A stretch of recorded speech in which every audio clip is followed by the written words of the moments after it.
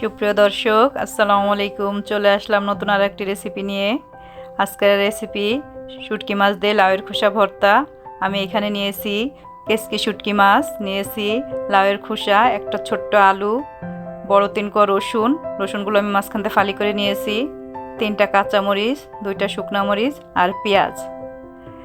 আমি এখন এই শুটকিটাকে টেলে নিব।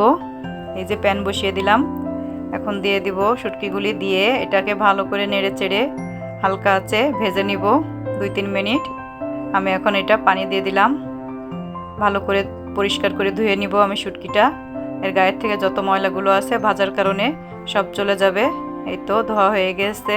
আমি এক এক করে সব উপকরণগুলো এর ভিতর দিয়ে দিব। এই যে দিয়ে দিলাম কুচি করে রাখা লাউয়ের খোসাগুলি, আলু, পেঁয়াজ, রসুন, কাঁচামরিচ, 2টা শুকনা মরিচ। এই লাউয়ের খোসাটা, লাউটা ছিল আমার গাছের লাউটা, আমি চিংড়ি মাছ দিয়ে রান্না করেছি আর খোসাটা রেখে দিয়েছিলাম ভর্তা করার জন্য। এই যে লবণ দিয়ে দিলাম, দিয়ে দেব 2 টেবিল চামচের মতো তেল,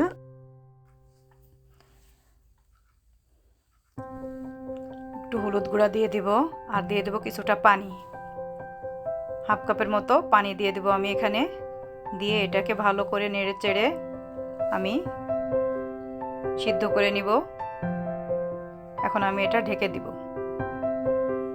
ঢেকে দিয়ে সিদ্ধ করব।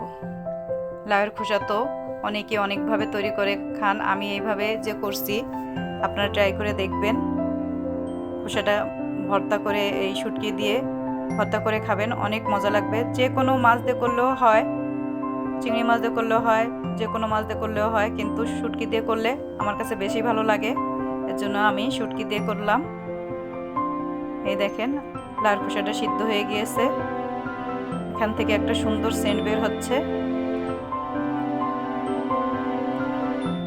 যারা একটু ঢেকে দিয়ে সিদ্ধ করবো। এই যে সিদ্ধ হয়ে গিয়েছে, কতটা নরম হয়েছে দেখেন, গলে যাচ্ছে চাপ দিলেই। এখন আমি এটা ভেজে নিয়ে পাটায় বেটে নিব ভর্তাটা। এই যে দিয়ে দিলাম, এখন এটা আমি বেটে নিব সুন্দর করে। আলুটা দিয়েছি যার কারণে ভর্তাটা অনেক সুন্দর আঠালো একটা ভাব হবে। আলুটা না দিলে মনে হয় লাউয়ের খোসাটার থেকে একটু পানি পানি বের হয়, এর কারণে আমি আলুটা দিয়েছি। এই তো হয়ে গিয়েছে আমার ভর্তাটা। আপনারাও ট্রাই করবেন এইভাবে, শুটকি মাছ দিয়ে ভর্তাটা করলে অনেক টেস্ট হয়। দেখেন এই তো, খেতেও অনেক মজা, গরম ভাতের সাথে অনেক টেস্ট লাগে এই ভর্তাটা। আপনারা ট্রাই করে দেখবেন। আমার এই ভিডিওটা যদি আপনাদের ভালো লাগে তাহলে অবশ্যই আমাকে কমেন্ট করে জানাবেন। আল্লাহ হাফেজ, বাই।